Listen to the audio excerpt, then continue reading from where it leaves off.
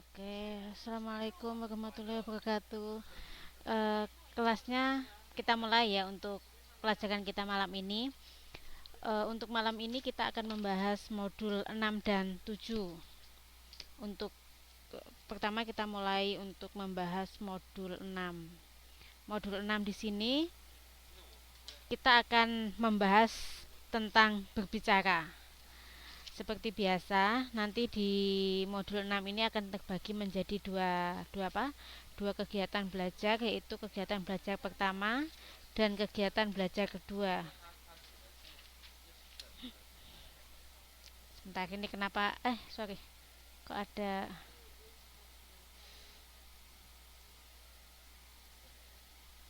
Hmm,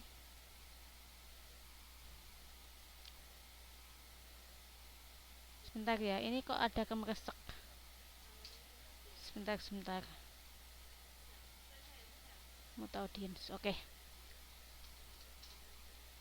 Eh, untuk kegiatan belajar pertama, kita akan membahas masalah hakikat berbicara. Kalau yang di modulnya berarti di halaman 6.3. Untuk subbab pertama kita akan berbicara mengenai pengertian berbicara. Secara umum, berbicara adalah proses penuangan gagasan dalam bentuk ujaran. Kalau menurut Suhendra pada tahun 1992 di halaman 20, berbicara adalah proses perubahan wujud pikiran atau perasaan menjadi wujud ajar atau bunyi-bunyi bahasa yang bermakna. Uh,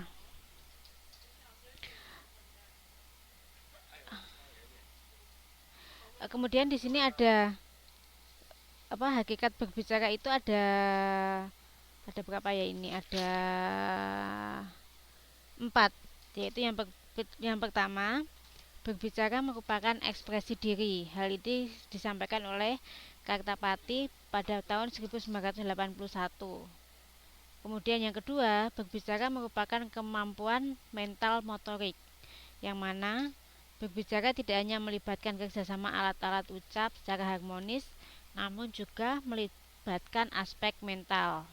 Oh ya, Mbak, siapa yang belum absen ya? Mbak Wahyuning. Kemudian yang ketiga, berbicara terjadi pada kontak ruang dan waktu, yang mana di sini berbicara harus memperhatikan ruang dan waktu karena mempunyai efek makna pembicaraan. Di samping itu, suasana dan situasi juga berpengaruh.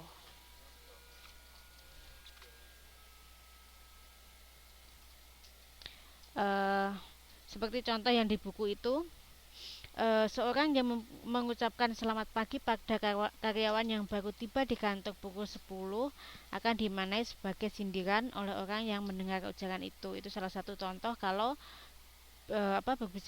berbicara terjadi pada kontak ruang dan waktu. Kemudian yang keempat, berbicara merupakan keterampilan berbicara yang bersifat produktif, yang mana produk yang dihasilkan oleh seseorang pembicara adalah ide, gagasan, atau buah pikiran. Sedangkan untuk orang yang terampil berbicara adalah orang yang pandai menyampaikan buah pikirannya dengan bahasa yang baik dan benar, serta isi pembicaranya bermakna dan bermanfaat bagi pendengarnya.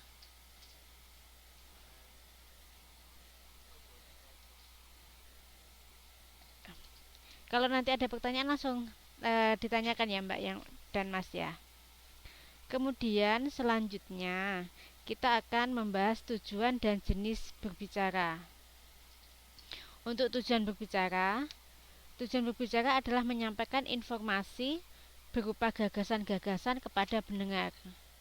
Sedangkan untuk tujuan berbicara di antaranya adalah untuk memberikan informasi, seperti contohnya guru kepada murid, menyatakan diri, seperti memperkenalkan diri atau ketika menyampaikan argumentasi, mencapai tujuan atau untuk mempresentasikan program kampanye, menawarkan barang dagangan, kemudian berekspresi sebagai contohnya ketika mendongeng atau menyatakan perasaan kepada orang lain.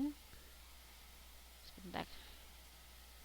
Kemudian yang terakhir yaitu untuk menghibur, seperti contohnya adalah pelawak atau acara yang bersifat komedi.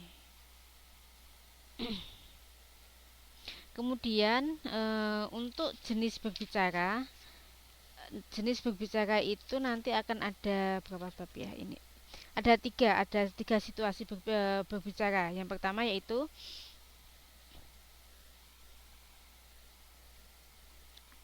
berbicara dalam situasi non formal, yaitu kegiatan berbicara non formal adalah kegiatan berbicara yang tidak mementingkan unsur gramatikal kalimat dan sangat bergantung kepada kesepahaman konteks ketika kalimat itu digunakan. Seperti contohnya saat kita pergi ke pasar, saat menawar barang dagangan atau yang lainnya di pasar, itu kita biasanya menggunakan situasi non formal. Kemudian untuk konteks pembicaraan yaitu berdasarkan kamus linguistik Krida Laksana, konteks adalah aspek lingkungan fisik atau sosial yang kait-mengait dengan ujaran tertentu, sedangkan konteks adalah pengetahuan yang sama-sama dimiliki pembicara dan pendengar sehingga pendengar paham akan apa yang disampaikan oleh pembicara.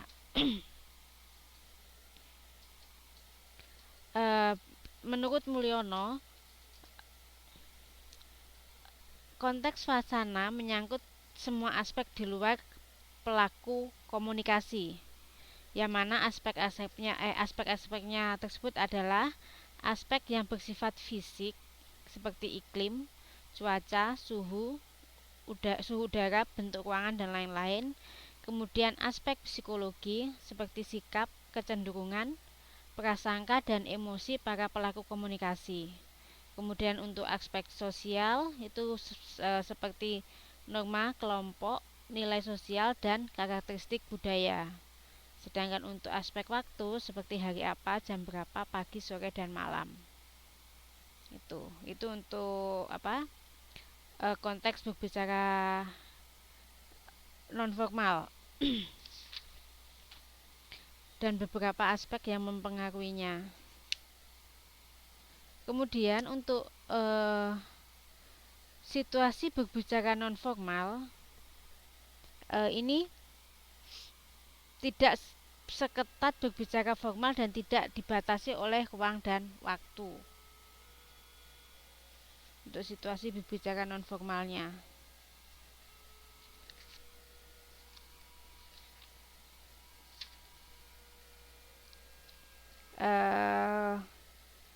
Sampai di sini ada pertanyaan. Gramatikal itu penyusunan kalimat, Mas. Biasanya kan kalau saat kita berbicara, kalau kita membuat kalimat itu kan harus jelas subjeknya mana, predikatnya mana, objeknya mana, itu harus jelas. Tapi kalau saat kita berbicara secara non formal, biasanya kita sudah tidak mengikuti aspek-aspek itu. Seperti itu. Seperti contohnya kalau seandainya kita di pasar, misalnya kan kalau secara gramatikal kan saya mau membeli sayur, itu kan untuk SPO-nya jelas. Tapi kalau biasanya kalau di pasar kita cumanya bilang beli sayur, biasanya kan cuma itu. Berarti dia di sini dia tidak menggunakan aspek-aspek gramatikal.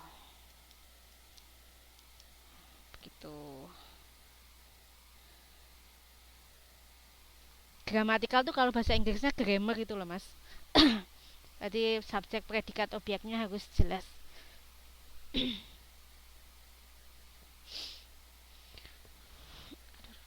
Oke, sampai di sini ada pertanyaan kah?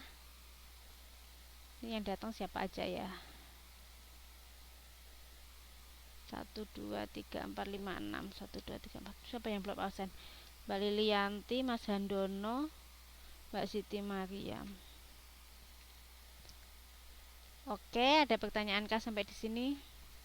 Sebelum kita lanjut ke berbicara formal, kalau tadi kita sudah membahas masalah berbicara non formal,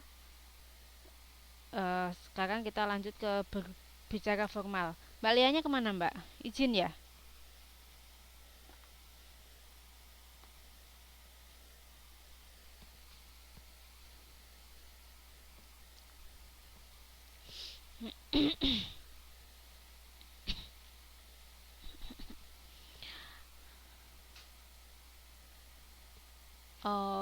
Oke, kita lanjut untuk yang berbicara formal ya.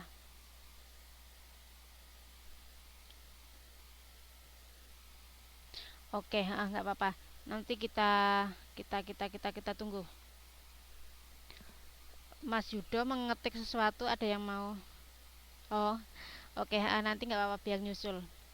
Sekarang kita lanjut untuk berbicara formal. Yang pertama kita membahas masalah faktor kebahasaan.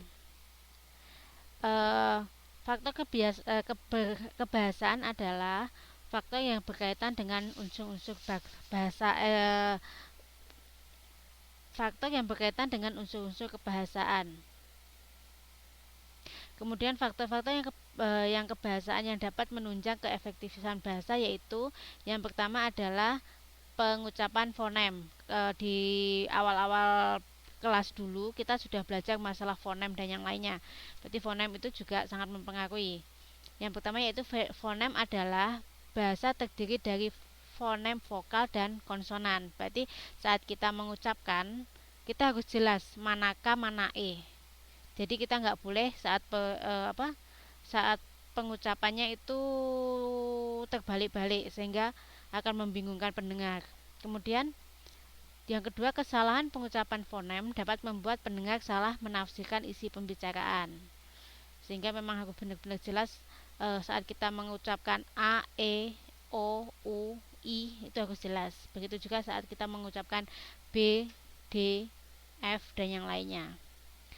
Kemudian yang kedua yaitu penerapan intonasi. Intonasi sendiri adalah unsur bahasa yang tergolong ke dalam suprasegmental, yaitu unsur bahasa yang dapat membedakan makna yang disebabkan oleh tinggi rendah, tekanan, dan jeda atau persendian. Jadi intonasi ini juga mempengaruhi, seperti contoh mungkin kita berbicara misalnya kamu kan kalau kita mengucapkan dengan bahasa datar mungkin kita hanya sebagai sapaan biasa, tapi kalau kita sudah menggunakan intonasi tinggi berarti kemungkinan bisa dianggap bahwa pembicara itu marah karena beda intonasi yang kita gunakan saat berbicara. Kemudian yang ketiga yaitu pilihan kata.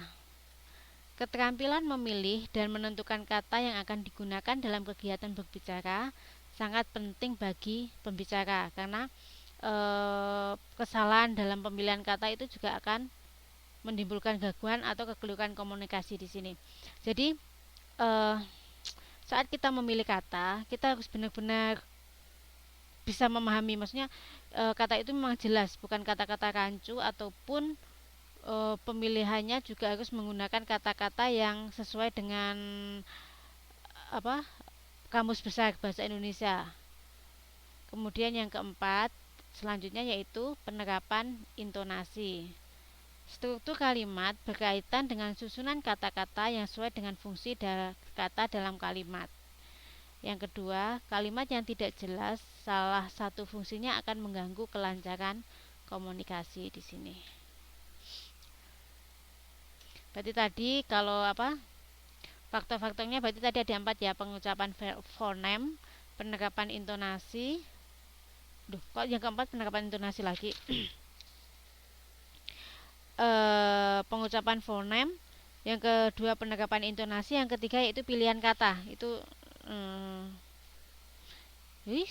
kenapa salah?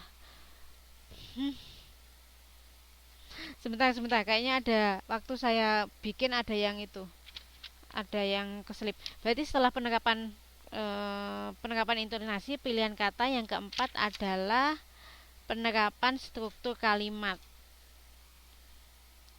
Jadi penerapan yang pertama yaitu pengucapan fonem, kedua penerapan intonasi, yang ketiga pilihan kata, dan yang keempat adalah penerapan struktur kalimat. Yang penerapan struktur kalimat ini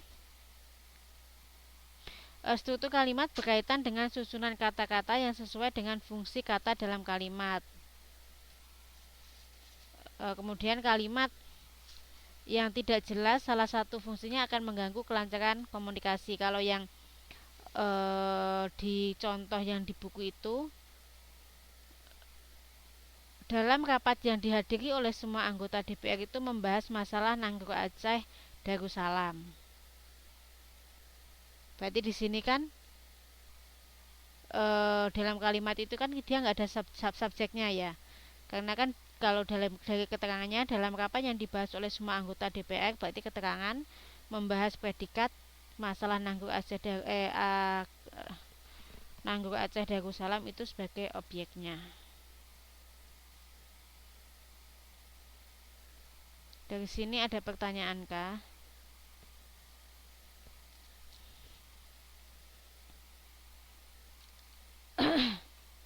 Sampai di sini ada pertanyaan, ada yang mau dibahas?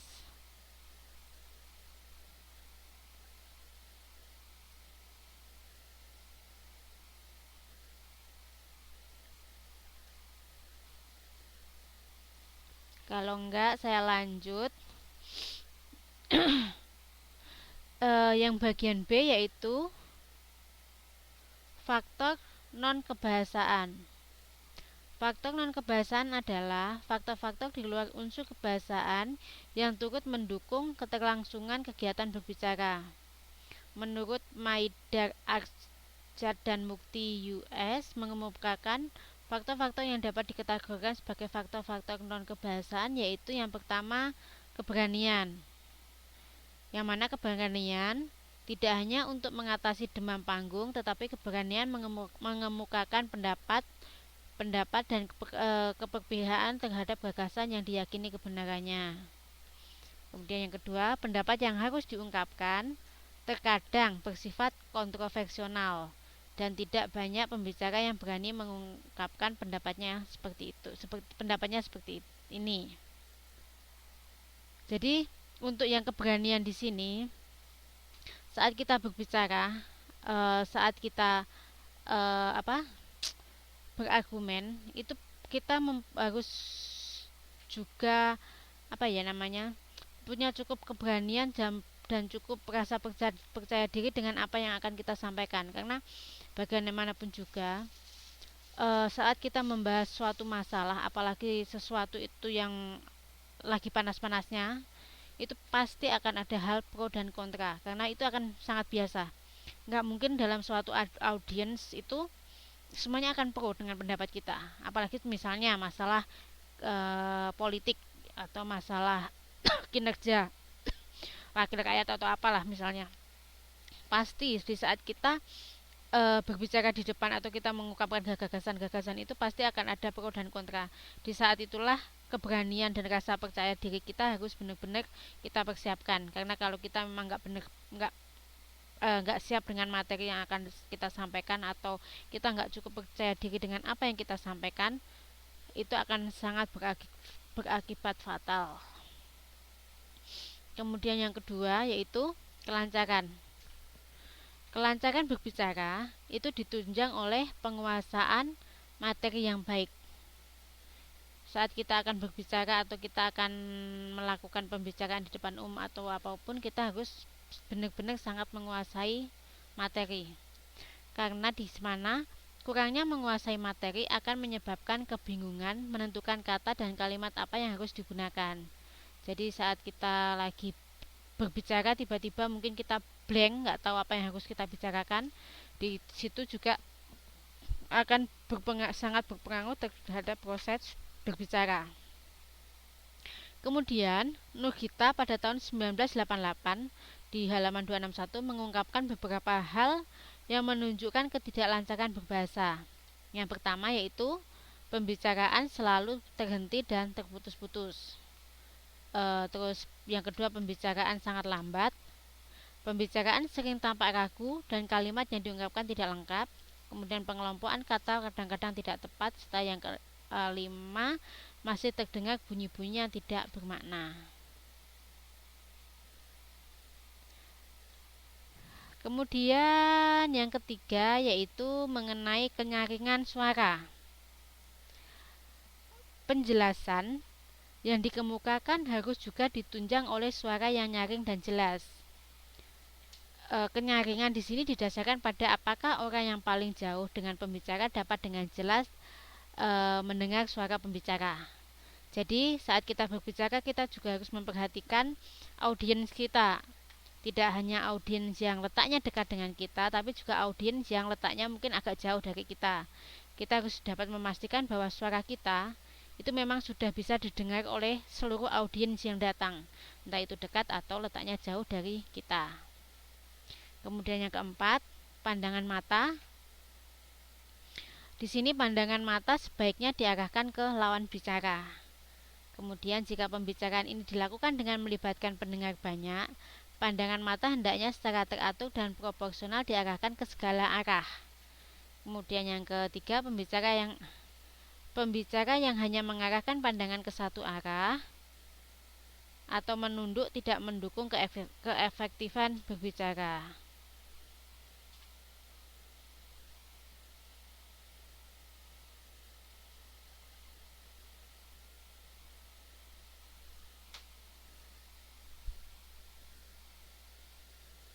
Oke. Kemudian selanjutnya yaitu gerak-gerik mimik.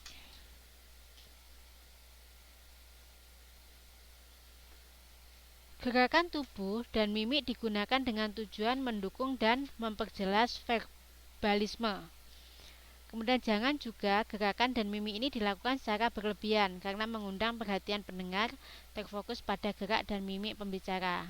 Jadi yang dimaksud gerak dan mimik itu ekspresi wajah atau gerakan tangan. Jadi saat kita berbicara, jika kita memang merasa perlu untuk melakukan gerakan tangan atau mimik berbicara untuk menunjang materi yang kita sampaikan, itu nggak apa-apa. Tapi perlu digarisbawahi juga bahwa itu nggak boleh dilakukan secara berlebihan. Kemudian yang keempat yaitu penalaran. Materi yang diungkapkan harus ditunjang data-data atau argumen-argumen yang masuk akal. Jadi saat kita berbicara, kita tidak hanya berbicara asal berbicara, tapi kita juga harus mempunyai data-data ataupun argumen, atau mungkin kalau memang perlu beberapa penelitian atau sesuatu yang sudah dipublish sehingga sudah dapat dipertanggungjawabkan kebenarannya. Kemudian yang ketujuh yaitu sikap yang wajar. Sikap yang wajar di mana di sini pembicara sebaiknya menampilkan sikap yang wajar, tenang dan tidak kaku. Kemudian dalam menyingkapi sebuah fenomena yang menjadi materi pembicara, pembicara harus menetapkan sikap yang tepat dan tidak dibuat-buat. Kembali di sini, walaupun saat berbicara kita tidak boleh melakukan sesuatu yang dibuat-buat atau yang berlebih-lebihan.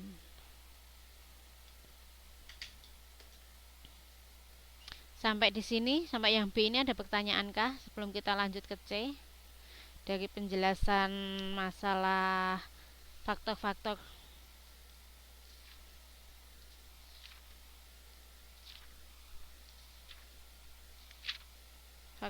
kegiatan faktor non kebahasaan. Ada pertanyaan sampai di sini?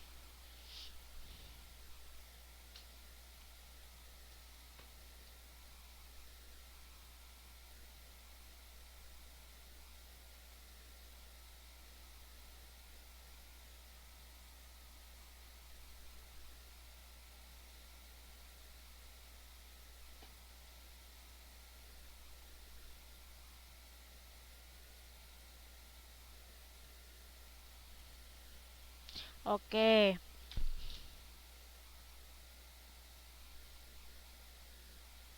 Kita lanjut ya. Kemudian kita lanjut untuk tahap-tahap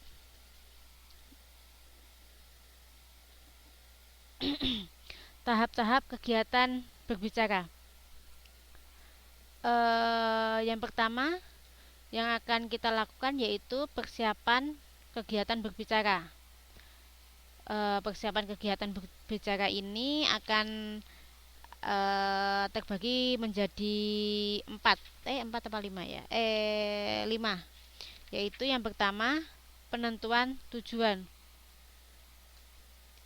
Penentuan tujuan berbicara berkaitan dengan komponen acara, yaitu seminar, ceramah agama, upacara bendera atau kegiatan dan masalah pembicaraan berkaitan dengan topik. Jadi saat kita menentukan tujuan berbicara itu kita harus melihat tema apa yang akan kita ikuti. Nggak mungkin dong kalau seandainya kita berbicara dalam pengajian tapi kita samakan dengan upacara bendera. Jadi itu harus memang benar-benar kita bedakan dari awal. Kemudian yang kedua, dalam penentuan tujuan berbicara bukan keinginan pembicara yang dimunculkan, melainkan dalam rangka apa pembicaraan dilakukan dan apa masalah yang akan diberikan. Tuh. Kemudian yang kedua yaitu penguasaan topik. Pembicara yang menguasai topik dengan baik akan membantu penguasaan terhadap unsur-unsur lain, seperti kelancaran berbicara, mengatasi kegugupan, dan menumbuhkan keberanian. Kemudian menurut Minder dan Mukti US 1983, ada beberapa faktor yang dapat dilakukan sebagai pertimbangan untuk menentukan topik. Yang pertama yaitu topik harus menarik diukur dari sudut pembicara dan pendengar. Jadi menarik tidaknya itu tidak hanya ditentukan oleh satu sisi, dari sisi pendengar atau dari sisi pembicara, tapi dari kedua belah unsur. Kemudian beberapa hal yang dipertimbangkan agar topik menarik, yaitu yang pertama, berisi masalah yang menyangkut persoalan bersama. Jadi persoalannya ini adalah persoalan bersama, tidak hanya yang dilakukan atau dirasakan oleh pendengar, tapi juga dirasakan oleh pembicara. Yang kedua yaitu berisi pemecahan masalah. Yang ketiga, tidak terlalu sulit atau terlalu mudah bagi daya tangkap pendengar. Jadi sebaiknya saat kita melakukan berbicara, topik yang kita angkat itu sesuatu yang membuat pendengar itu tertarik. Salah satunya dengan melibatkan pendengar untuk ikut berpikir dengan apa yang dengan ada ikut berpikir dengan apa yang kita bicarakan. Kemudian bersifat aktual, sedang menjadi pembicaraan dalam waktu yang relevan dan mengandung nilai manfaat. Kemudian yang kedua yaitu topik tidak terlalu luas dan juga tidak terlalu sempit. Yang ketiga, topik yang ditulis hendaknya belum banyak diketahui pendengar. Dan yang keempat yaitu topik yang dipilih hendaklah jangan yang tidak Anda ketahui dan kurang didukung oleh bahan dan sumber-sumber yang cukup. Jadi kalau pendengarnya sudah terlalu sering mendengar apa yang akan kita bicarakan, bisa jadi itu menjadi pembicaraan yang tidak menarik karena pendengarnya sudah merasa bosan. Kemudian selanjutnya yaitu langkah yang ketiga, pengumpulan referensi. Yang harus menjadi pegangan dalam mencari referensi adalah keautentikan referensi yang dijadikan pendukung dalam berbicara. Jadi saat kita mencari referensi, kita juga harus yakin bahwa referensi yang kita tuju adalah yang benar dan akurat, bukan referensi yang abal-abal. Yang kedua di sini, referensi dapat bertujuan untuk memperkuat gagasan atau dapat juga dijadikan untuk mementahkan opini-opini yang berkembang di masyarakat.